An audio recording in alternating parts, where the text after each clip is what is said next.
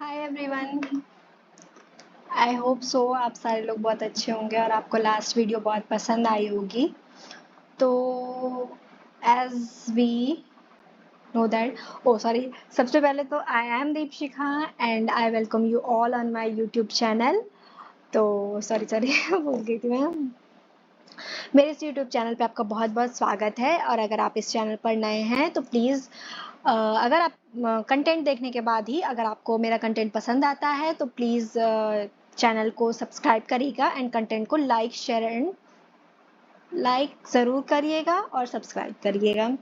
तो in the last video में हम आरटीआई ओवरव्यू कर रहे थे, आरटीआई का ओवरव्यू कर रहे थे एंड हमने एम्स ऑब्जेक्टिव्स तक कवर कर लिया था, एक्ट की ज़रूरत क्यों पड़ी कवर कर लिया था एंड आज हमें चैलेंजेस करने हैं कि आरटीआई के क्या चैलेंजेस हैं एंड फिर हम अदर एक्ट से उसके कंपैरिजन देखेंगे, अदर लॉज से कंपैरिजन देखेंगे। तो चलिए बिना देरी के हम स्टार्ट करते हैं। आज हमें ख़त्म करना है any how. Just a second.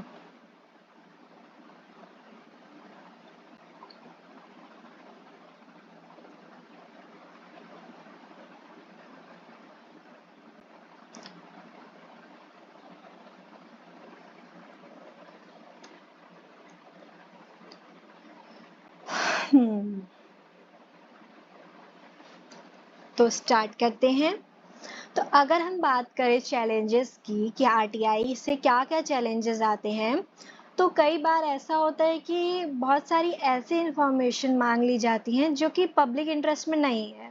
देखिए, एक चीज़ मैं आपको बता दूं, अगर आप कभी भी आरटीआई के कंटेक्स्ट में अगर बात करते हैं तो एक चीज़ आप गांठ बांध लीजिए कि आरटीआई में केवल वही इंफॉर्मेशन आपको दी जाएगी जो कि पब्लिक इंटरेस्ट में ज़रूरी होगी।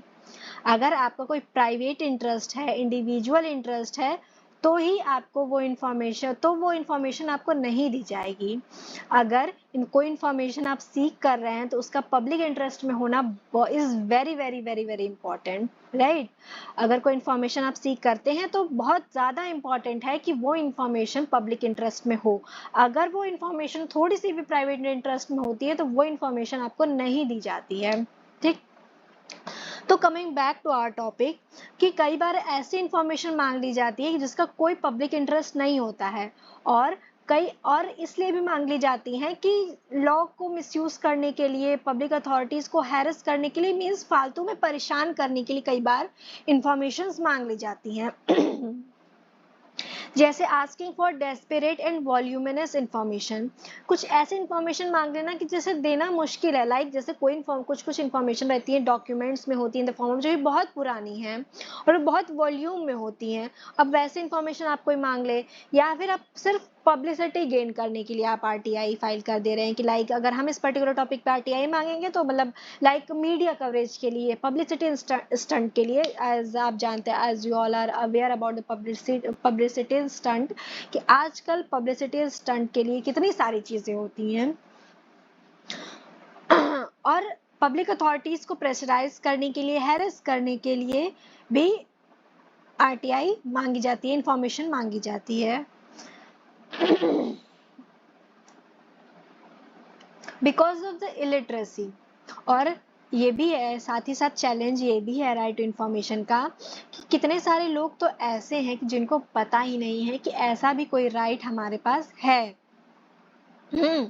लोगों में अनअवेयरनेस है, इलिटरेसी है, जिससे कि एक major population of the country इस राइट को एक्सरसाइज कर ही नहीं पाती है।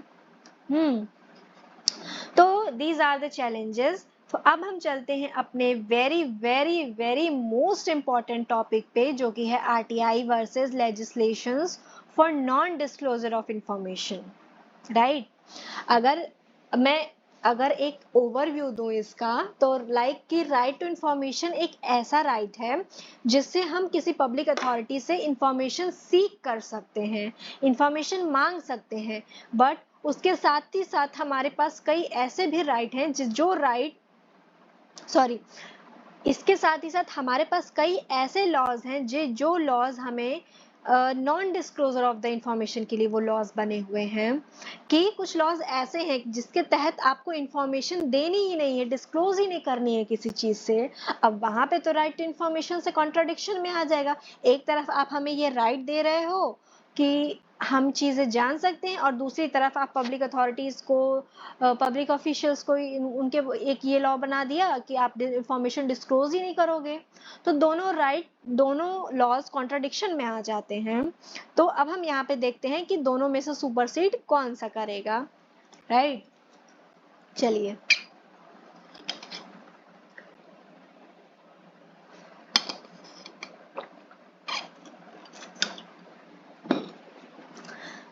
तो अगर हम सबसे पहले अगर हम बात करें इंडियन एविडेंस एक्ट की 1872, अगर हम इंडियन एविडेंस एक्ट की बात करें तो इंडियन एविडेंस एक्ट का सेक्शन 123, 124 एंड 162 ये प्रोवाइड करता है to hold the disclosure of documents के डिस्क्लोजर पे ये होल्ड लगाता है कि आप डॉक्यूमेंट्स को डिस्क्लोज नहीं करेंगे। अब जानते हैं कि ये प्रोविजंस हैं क्या।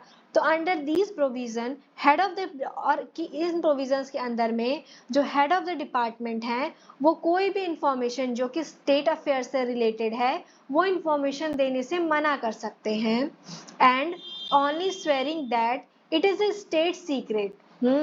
और साथ ही में इस वजह से ये एक स्टेट का सीक्रेट है और हम इंटाइटल्ड नहीं हैं इस इंफॉर्मेशन को डिस्क्लोज करने के लिए। In similar manner no public officer shall be compelled to disclose communications made to him in official confidence। और इसके साथ ही साथ कोई भी पब्लिक ऑफिसर किसी भी पब्लिक ऑफिसर को किसी भी तरीके से जोर जबरदस्ती नहीं की जाएगी कि जो भी ऑफिशियल कॉन्फिडेंस में, मतलब जो भी ऑफिशियल टॉक है वो उसको डिस्क्लोज करे, राइट। तो यहाँ से हमें ये चीजें देखने को मिलती हैं। तो पहला तो हमें इंडियन एविडेंस एक्ट में देखने को मिलता है कि हमें इंफॉर्मेशन डिस्क्लोज करने के लिए मना किया गया है। दूसरा, atomic energy act 1912 provides that, और इस एक्ट में, एटॉमिक एनर्जी एक्ट में ये दिया गया है कि अगर जो भी इंफॉर्मेशन सेंट्रल गवर्नमेंट के द्वारा रिस्ट्रिक्टेड हैं वो इंफॉर्मेशन डिस्क्लोज करने का राइट नहीं है। अगर कोई ये ऐसी इंफॉर्मेशन डिस्क्लोज करता है तो that will amount to be offence, वो एक ऑफेंस कहलाएगा और उसकी पनिशमेंट मिलेगी इंफॉर्मेशन डिस्क्लोज करने की। फिर अगर हम सेंट्रल सर्विसेज एक्ट की बात करें तो ये गवर्नमेंट सर्वेंट को not to communicate or part with any official document except in accordance with the general or special order of the government. और central civil services act government servant को ये restriction देता है कि बिना गवर्नमेंट के specific order के आप किसी भी कम्युनिकेशन में, किसी भी ऑफिशियल डॉक्यूमेंट में पार्ट नहीं लेंगे, राइट। उसके बाद ऑफिशियल सीक्रेट्स एक्ट 1923 ये कहती है, provides that any government official can mark a document as confidential as to prevent its publication. कि ये ऑफिशियल सीक्रेट्स एक्ट ये प्रोवाइड करता है कि कोई भी गवर्नमेंट ऑफिशियल किसी भी डॉक्यूमेंट को कॉन्फिडेंशियल डिक्लेयर कर सकता है इन सो एज टू प्रिवेंट इस पब्लिकेशन रोकने के लिए कोई भी पब्लिक अथॉरिटी किसी भी डॉक्यूमेंट, कोई भी गवर्नमेंट ऑफिशियल किसी भी डॉक्यूमेंट को कॉन्फिडेंशियल डिक्लेयर कर सकती हैं। तो अगर, ठीक, आई होप आपको इतना समझ में आया होगा। तो अगर हम RTI versus right to privacy की बात करें कि एक तरफ हमारे पास ये राइट है कि हम इंफॉर्मेशन सीख कर सकते हैं, लेकिन हमारे पास दूसरी तरफ राइट टू प्राइवेसी का भी है कि हम दूसरे की प्राइवेसी को इन्फ्रिंज नहीं कर सकते हैं, और हमारे पास भी राइट है कि हमारे पास राइट टू प्राइवेसी है। देखिए, कंसेप्चुअली अगर हम बात करें आरटीआई और राइट टू इंफॉर्मेशन वो दोनों एक दूसरे के कंप्लीमेंट्री हैं, right. Complementary in the sense कि दोनों एक दूसरे को पूरा करते हैं और कॉन्फ्लिक्ट में भी हैं। जैसे अगर मेरे पास ये राइट है, मेरे पास आरटीआई का राइट है और आपके पास राइट टू इंफॉर्मेशन का राइट है, सॉरी आपके पास राइट टू प्राइवेसी का राइट है। अब मेरे पास ये राइट है कि हम आपसे इंफॉर्मेशन सीख कर सकते, लेकिन उसके साथ ही साथ मेरे पास भी तो ये राइट है कि हम मेरे पास राइट टू प्राइवेसी भी है और आपके पास भी राइट टू इंफॉर्मेशन और राइट टू प्राइवेसी है। तो ये कॉम्प्लीमेंट्री कैसे हुए कि अगर किसी के पास राइट टू इंफॉर्मेशन है तो उसके पास राइट टू प्राइवेसी भी है, ठीक है। अगर किसी के पास राइट टू इंफॉर्मेशन है तो उसके पास राइट टू प्राइवेसी भी है। तो ये एक कॉम्प्लीमेंट्री हुए। और कन्फ्लिक्ट में कैसे हुए? तो हम अगर हमारे पास राइट टू इंफॉर्मेशन है तो हम सामने वाले के पास राइट टू प्राइवेसी, हम उससे इंफॉर्मेशन लेंगे कैसे? तो ऐसे ये राइट कॉन्फ्लिक्ट में आ जाता है। वाइल आरटीआई इंक्रीजेस, आरटीआई से हमें इंफॉर्मेशन की एक्सेस मिलती है और वहीं राइट टू प्राइवेसी प्रोटेक्ट करता है उसे। At the same time they both function as citizens rights safeguarding liberty against states overreach, लेकिन ये दोनों काम करते हैं एक ही तरीके में। When the question of harmonizing the contradicting right, it should give, देखिए अगर कभी भी ये दोनों राइट्स कॉन्फ्लिक्ट में आते हैं, कॉन्ट्रडिक्शन में आते हैं, तो हमेशा प्रायोरिटी दी जाएगी give justice to the larger public interest. जैसा कि मैंने आपको बताया था, हमेशा ये चीज ध्यान में रखी जाती है कि जिससे पब्लिक इंटरेस्ट अफेक्ट हो रहा है, अगर उस इंफॉर्मेशन जरूरी है पब्लिक के लिए जानना तो वो इंफॉर्मेशन डिस्क्लोज की जाएगी, अगर जरूरी नहीं है तो इंफॉर्मेशन डिस्क्लोज नहीं की जाएगी। मीन्स हर हाल में पब्लिक इंटरेस्ट है, ये जरूरी होता है, पब्लिक इंटरेस्ट देखना जरूरी होता है। सेम एज हमारा RTI versus official secrets act है। अब ये 1923 का एक्ट है। 1923 के एक्ट से हमें पता चल गया होगा ये ब्रिटिश गवर्नमेंट के टाइम का एक्ट है, जिससे ब्रिटिशर्स कुछ चीजें कॉन्फिडेंशियल रखते थे, but not always limited to information, जैसे कि वो किस तरीके से काम कर रहे हैं, नेशनल सिक्योरिटी से related, other state secrets related सारे इंफॉर्मेशन वो सीक्रेट रखते थे। तो whenever there is a conflict between two laws, the provisions of RT Act override those of the Official Secrets Act. ठीक है, तो जब कभी भी इन दोनों लॉज में कन्फ्लिक्शन आएगी तो हमेशा right to information act prevail करेगा, ठीक है, हमेशा right to information act prevail करेगा। Section 22 of the RTI states that its provision will have effect notwithstanding anything that is inconsistent with them in the Official Secrets Act। और section 22 of the act, ये RTI act ये कहता भी है कि जो भी एक्ट ऑफिशियल, जो भी इंफॉर्मेशन ऑफिशियल सीक्रेट एक्ट से इनकंसिस्टेंट होगी वहां पर ये आरटीआई एक्ट प्रिवेल करेगा। Similarly section 8 clause 2 of the RTI act public authorities को ये राइट देता है to access information covered under official secret act, कि सेक्शन 8 क्लॉज 2 के अंदर में पब्लिक अथॉरिटीज को ये राइट है कि वो ऑफिशियल सीक्रेट्स एक्ट के अंदर में जो भी इंफॉर्मेशन है उनको एक्सेस करने के लिए अलाउ कर सकता है, if the public interest in disclosure outweighs the harm to protect the public interest। हमेशा ही इसमें भी ये चीज ध्यान रखी जाएगी कि वहां पे पब्लिक इंटरेस्ट सुपीरियर होना चाहिए। अगर पब्लिक इंटरेस्ट में जरूरी है तो आपको बिल्कुल यू आर वेलकम्ड, आपको इंफॉर्मेशन मिलेगी, अगर नहीं तो नहीं मिलेगी।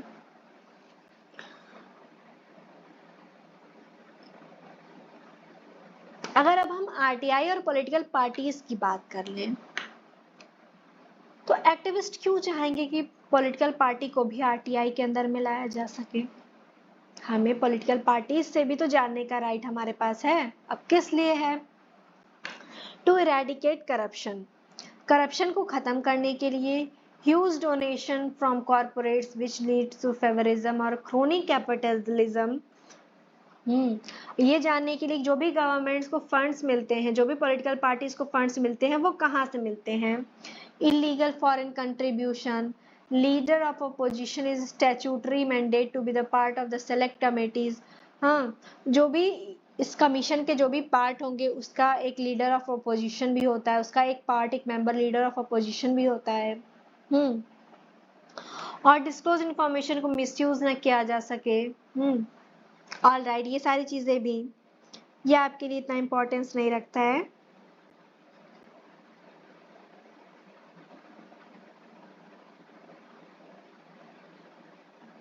अगर हम रिसेंट अमेंडमेंट की बात करें 2013 के, तो RTI amendment bill 2013 political parties को पब्लिक अथॉरिटीज के एम्बिट से रिमूव कर देता है, कि means now political parties are not under the ambit of public authorities.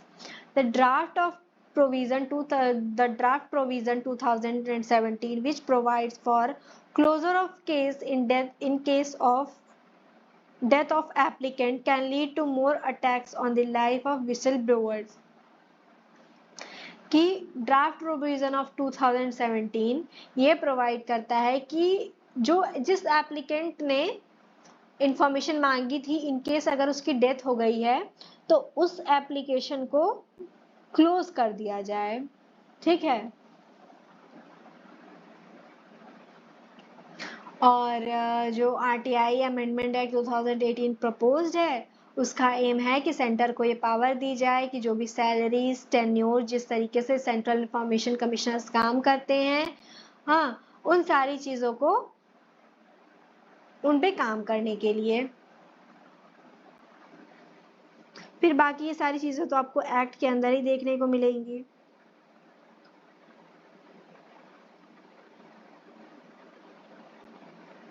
तो अगर अब हम इस एक्ट का साइलेंट फीचर देखें कि इस एक्ट के अंदर हमें क्या क्या देखने को मिलेगा, तो इस एक्ट के अंदर में हमें राइट टू एक्सेस इंफॉर्मेशन मिलेगी, कि ये राइट देखने को मिलेगा।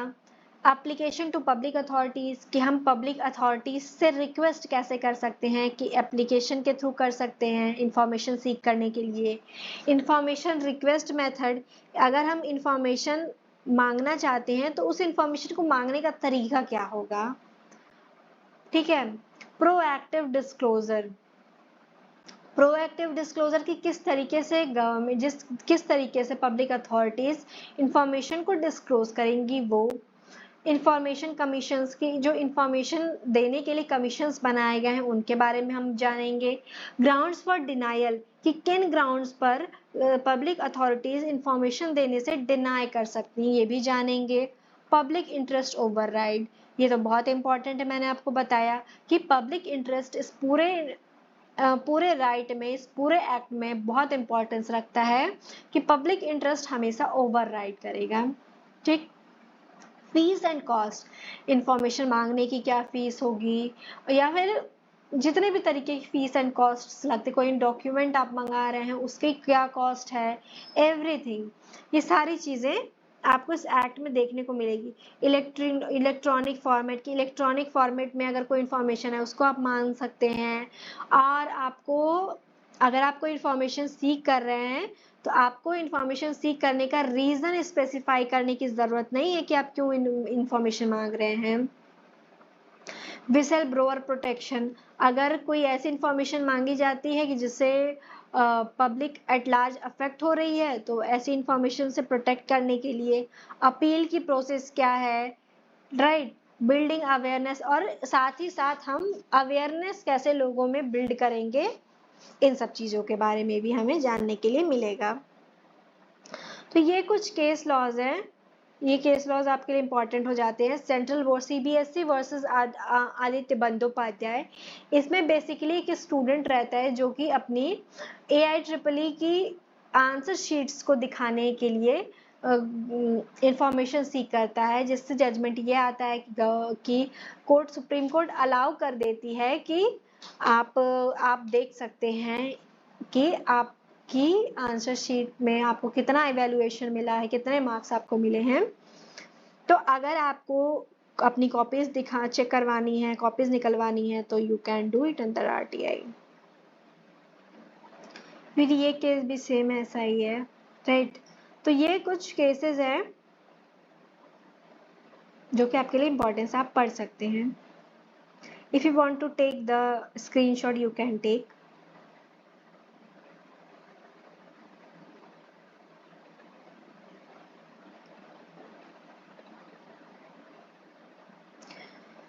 अब चलते हैं सबसे इम्पोर्टेंट टॉपिक पे, जिसका मुझे और आपको दोनों लोगों को बहुत वेट होगा, right? Procedure for filing RTI. RTI file करने का प्रोसीजर क्या है? तो आरटीआई को हम ऑफलाइन और ऑनलाइन दोनों मोड्स में फाइल कर सकते हैं, ठीक? अब ऑनलाइन मोड कैसे है? तो हमें rti.online.government.in की वेबसाइट पे जाना है। जितने भी डायरेक्शंस वहाँ पे फिर कुछ डायरेक्शंस आपको लिखे होंगे। अगर आप इस साइट पे जाएंगे फिर आपको 21 डायरेक्शंस एक देखने को मिलेंगे। उन डायरेक्शन को आप अच्छे से पढ़िए, फिर बॉक्स में टिक करिए और रिक्वेस्ट को सबमिट करिए, ठीक? मतलब कि आपने जितनी भी इंफॉर्मेशन पढ़ी है, क्या मतलब फिर आपको एक बॉक्स मिलेगा कि क्या आपने वो सारी इंफॉर्मेशन ठीक से पढ़ ली है। आपको उस बॉक्स पे टिक करके सबमिट पे क्लिक करना रहेगा। फिर उसके बाद आपके पास एक फॉर्म अपीयर होगा where you have to choose कि किस मिनिस्ट्री, किस डिपार्टमेंट से आप इंफॉर्मेशन मांगना चाहते हैं, ठीक? फिर वहां पे you have to give your information that are asked. वहां पे आपको अब जो भी फिलअप करने के लिए फॉर्म में जो भी चीजें दी रहेंगी वो आपको वहां पे फिलअप करना है।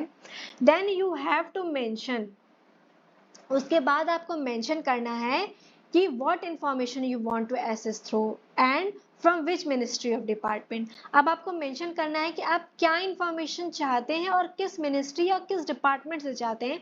आपको वहां पे ये मेंशन करनी होगी उस फॉर्म में, ठीक? उसके बाद पे द फीस थ्रू यूपीआई। उसके बाद आपको फीस देनी होगी UPI, credit card, debit card, इन सबके किसी भी तरीके से। और जनरली फीस 10 से 100 रुपए के बीच में होती है। Other than you have asked information, मतलब अगर कोई इंफॉर्मेशन डॉक्यूमेंट या वीडियो में नहीं है तो उसके अलावा इंफॉर्मेशन के लिए आप 10 से 100 रुपए के बीच में जनरली फीस यही होती है। और जो लोग बीपीएल है, मीन्स जो लोग बिलो पॉवर्टी लाइन में हैं, उनके लिए उनको फीस नहीं पे करनी होती है। उनको केवल अपना बिलो पॉवर्टी लाइन कार्ड का फोटो अपलोड करना होता है कि मतलब बिलो पॉवर्टी लाइन वाले लोग एग्जम्प्टेड हैं टू पे द फीस। उसके बाद आपको एक रजिस्ट्रेशन नंबर मिलता है, ठीक? रजिस्ट्रेशन नंबर मिलने के बाद आपको 30 डेज के अंदर में आपकी इंफॉर्मेशन मिल जाएगी, राइट? अगर आपको आपकी इंफॉर्मेशन नहीं मिलती है तो आप फर्स्ट अपील के लिए जा सकते हैं, और जब आप अपील में जाएंगे तो वहां पे आपको दोबारा फीस की जरूरत नहीं पड़ेगी, ठीक? तो ये है एक प्रॉपर तरीका किस तरीके से आप ऑनलाइन मोड से इंफॉर्मेशन आप सीख कर सकते हैं, इंफॉर्मेशन मांग सकते हैं कैसे, ठीक? अब उसके बाद ऑफलाइन मोड। अब भाई जिसके पास कंप्यूटर नहीं है, इंटरनेट नहीं है, तो वो कैसे इंफॉर्मेशन सीख करेगा? तो उसके लिए सबसे पहले आपको आपको एक एप्लीकेशन लिखना होगा on the plain paper two the information officer of the concern. जिस मिनिस्ट्री या डिपार्टमेंट से आप इंफॉर्मेशन मांगना चाहते हैं, हर मिनिस्ट्री और डिपार्टमेंट में एक इंफॉर्मेशन ऑफिसर अपॉइंट किया गया होता है। हर डिपार्टमेंट में एक इंफॉर्मेशन ऑफिसर होता है जिससे आप इंफॉर्मेशन मांग सकते हैं। तो आपको उसके नाम से एक एप्लीकेशन लिखनी है। उस एप्लीकेशन में आपको अपना नाम अलॉन्ग विद द मोड, किस तरीके से आप इंफॉर्मेशन मांगना चाहते हैं, जैसे कि जो आप इंफॉर्मेशन मांग रहे हैं वो ऑडियो के फॉर्मेट में है कि वीडियो के फॉर्मेट में है कि डॉक्यूमेंट के फॉर्मेट में है, वो चीज आपको मेंशन करनी है। और आप एक क्वेश्चन के फॉर्मेट में आप वहां लिख दीजिए कि आप किस तरीके से इंफॉर्मेशन आप मतलब क्या इंफॉर्मेशन में आप जानना चाहते हैं, क्या मांगना चाहते हैं। और आप फीस पे कैसे करेंगे? Indian postal order, cheque, demand draft के तहत आप कर सकते हैं। अगर आप बिलो पॉवर्टी लाइन के हैं तो अटैच फोटोकॉपी आप अटैच कर सकते हैं, उसकी एप्लीकेशन के साथ आप एक फोटोकॉपी अटैच कर देंगे। फिर उसके बाद इनवेलप पे आप इंफॉर्मेशन ऑफिसर का नाम और उसका एड्रेस जो है आप लिखेंगे। फिर on the other side of the envelope, और इनवेलप के दूसरे साइड पे name, address, email and mobile number आप लिख देंगे अपना। फिर उसको आप पोस्ट कर दीजिए या फिर स्पीड पोस्ट कर दीजिए अपने एप्लीकेशन को, या फिर डायरेक्ट उस मिनिस्ट्री या डिपार्टमेंट में जा करके आप उसको सबमिट कर सकते हैं। So well, this was all about आप किस तरीके से इंफॉर्मेशन सीख कर सकते हैं in online versus offline mode दोनों में। तो this was all about the overview of right to information act.